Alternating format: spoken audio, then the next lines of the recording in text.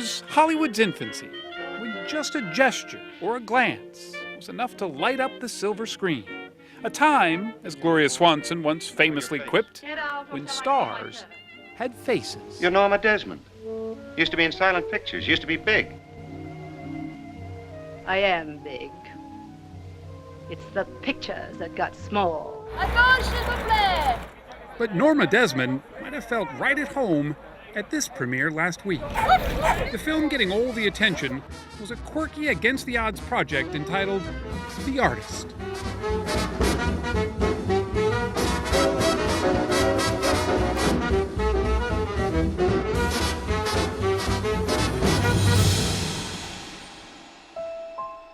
Not only is it in black and white, but it's wordless, as in silent. Action! But this was shot in the Hollywood of today, with every high-tech sound recording device simply turned off. No one shouting quiet on the set. No, it was no. The Artist is the brainchild of French director Michel Hazanavicius. Telling stories without words, he says, was a fantasy, the purest form of movie making. Really, it's about images. I mean, you don't need dialogue. People think it's intellectual in a way, but it's exactly the opposite. I mean, it's very sensorial. It's a very sensual experience. But selling silence in a town where avatars and transformers roam the studio backlots is no easy task. When you went to people and said, I want to make a silent movie. Well, at first they were smiling. Like they thought you were kidding? Yeah, exactly. Yeah, okay, you want to do that. Yeah, okay, but what do you want to do for real? He was for real. The script he wrote is about a silent movie star named George Valentin, played by French actor Jean Dujardin, complete with a sidekick. John Goodman plays Valentin's boss, a studio executive desperate to modernize by branching into talkies instead. What was it about this role that attracted you? Playing a big shot. Without lines.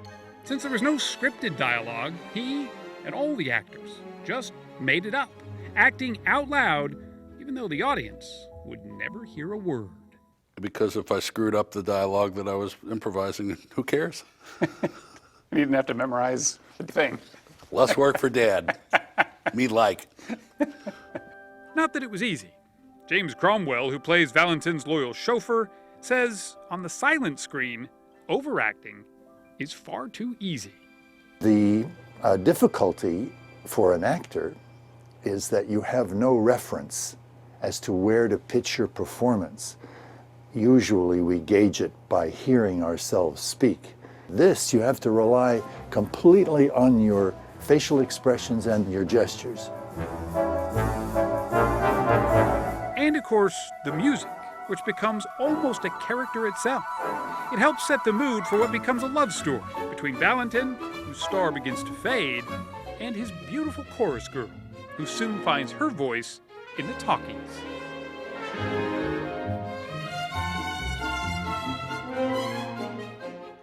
To bring Pepe Miller to life, Berenice Bejo, the director's wife, spent hours studying classic Hollywood legends like Marlene Dietrich. I used to watch all the way she winks, and she smoked cigarettes and hold her head and move, just because I needed to have a sense of what it was to be an American movie star. But perhaps even the best movie star of old couldn't have done quite so much with a coat rack. Even her husband director was shocked. I was like trying stuff, and I said, oh, I could do. And he said, oh, keep that, that is so funny. Funny and charming. Those are the two words most often used to describe this film. It's gotten rave reviews at the film festivals in Cannes, Toronto, and Telluride. In fact, some people are even talking Academy Award. The last time a silent movie won an Oscar, it was the very first Oscar ever given, Wings, all the way back in 1927. I feel blessed to have this film to watch. You know, it was so much fun. It made it look so easy.